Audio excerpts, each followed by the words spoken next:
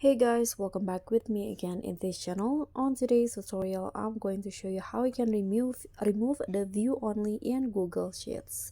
So if you have a view only file like this, so you can add it or you can make any changes to the file.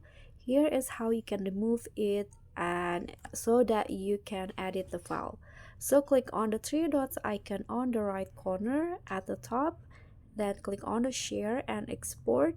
Then just make a copy of the file by clicking on the make a copy option. Here just you can change the title. Okay, after that just click on OK.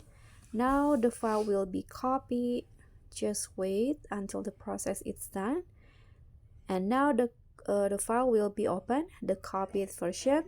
And here you can make some changes on this file. For example, I want to delete this row, just click on the check icon. So there you go, you can edit the file now.